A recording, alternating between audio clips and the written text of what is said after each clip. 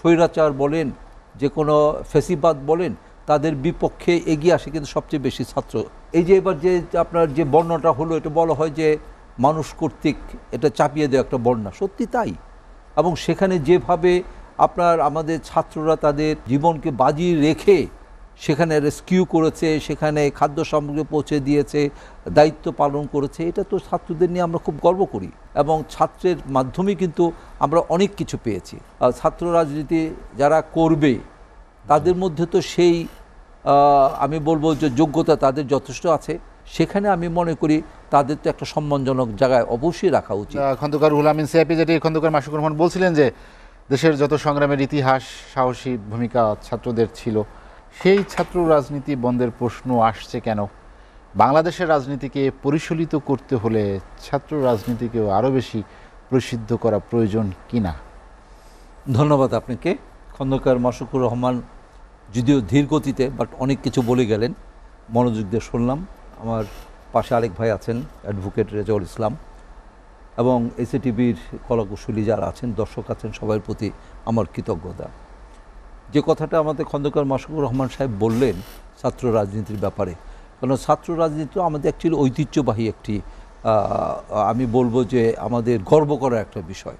এবং দেখবেন সেনাবাহিনী যেভাবে দেশের ক্রান্তিকালে তারা আসে, তারা চেষ্টা করে একটা সুন্দর পথে নিয়ে যাওয়ার জন্য, তদ্রূপ যে কোনো স্বৈরাচার বলেন, যে কোনো ফেসিবাদ বলেন, তাদের বিপক্ষে এগিয়ে আসে কিন্তু সবচেয়ে বেশি ছাত্ররা আসে।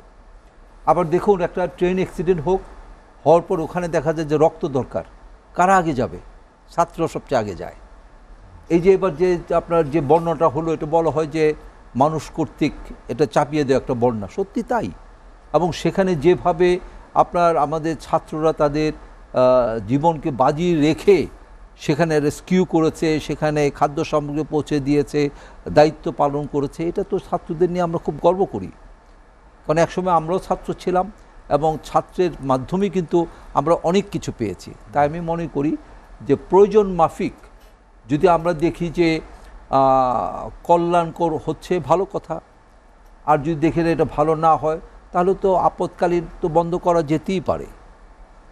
আর এখানে যে জিনিসটা আমরা বলি যে ছাত্র রাজনীতি যারা করবে তাদের মধ্যে তো সেই আমি বলবো যে যোগ্যতা তাদের যথেষ্ট আছে, কিছু কিছু তারা বিপদগামী আছে, খুব অল্প, খুবই অল্প। তো সেই কারণে আমাদের দেখতে হবে যে ছাত্ররা যৌক্তিক কারণে যে সমস্ত তারা তাদের বুকের তাজা রক্ত ঢেলে দিয়ে সাধারণ জনগণকে রক্ষা করে, সেখানে আমি মনে করি তাদের তো একটা সম্মানজনক জায়গায় অবশ্যই রাখা উচিত। ছাত্র রাজনীতি বন্ধ করলেই যে এটা ভালো হয়ে যাবে, বা যদি ছাত্র রাজনীতি চলতে থাকে তারপরেও যে খুব ক্ষতি হয়ে যাবে তা না। কিন্তু আমি মনে করি যে প্রয়োজন যেটা সেটাই করা উচিত। এবং আমার কাছে যেমন এই যে বিগত জুলাই আগস্টে যে বিশেষ করে জুলাইতে যে ধরনের আন্দোলন দেখলাম, আমরা তো অনেকে তাত্ত্বিকরা বলতো যে আমাদের নেক্সট জেনারেশন যারা আছে তারা ধ্বংস হয়ে যাচ্ছে, মোবাইলে তারা নিবৃত্ত থাকে, তাদের মধ্যে কোনো জ্ঞান নেই, নানান কিছু বলতো। কিন্তু সেই আপনার জুলাইয়ের যে আন্দোলন, এই আন্দোলনে তাদের যে ছেলে মেয়েদের কথাবার্তা, এত ম্যাচুরিটি, এত তাদের চিন্তাধারা এত ভালো, সেখানে তো আমি অনেক কিছু শিখতে পেরেছি। তো সেখানে তাই আমি বলছি যে আমাদের যে সমস্ত ছাত্ররা, এবং ইভেন একটা ক্লাস 9-এর মেয়ে, সে যেভাবে আমাদের দেশ সম্বন্ধে, ভবিষ্যৎ সম্বন্ধে, এবং তারা বিশ্ববিদ্যালয় করে এবং ফ্যাসিবাদ সরকারের বিরুদ্ধে কী করা উচিত, তারা এত সুন্দরভাবে একটা রোডম্যাপ এঁকে দিলেন, আমি তো আশ্চর্য হয়ে গেছি। ক্লাস 9-এর একটা মেয়ে। তো এই জন্য আমি এদের নিয়ে গর্ব করি। আমি মনে করি তাদেরকে সুযোগ দেওয়া দরকার। এখানে পড়াশোনা অবশ্যই করবে, পড়াশোনার পাশাপাশি যদি সেইভাবে মেনটেন করে রাজনীতি, এবং রাজনীতিটা কি দেখা যায় যে বড় দলের যদি কর্মসূচি করতে যায় সেই রাজনীতি, সেটা আমি কখনো সাপোর্ট করব না। আমাদের তো দল আছে, বিরোধী দল আছে, সরকারি দল আছে, বিভিন্ন দল আছে। দলের যদি লেজুর ভিত্তি করতে চায় এবং দলের একটা অঙ্গ সংগঠন হিসেবে যে কাজ করে, সেই রাজনীতি আমি কখনো সাপোর্ট করব না। আমি সাপোর্ট করব সেই রাজনীতি যারা নিরপেক্ষভাবে, সুন্দরভাবে এবং জাতির ক্রান্তি লগ্নে তারা মাথা উঁচু করে দাঁড়াবে এবং তারা প্রতিবাদ করবে, তারা সুন্দরভাবে শেখাবে।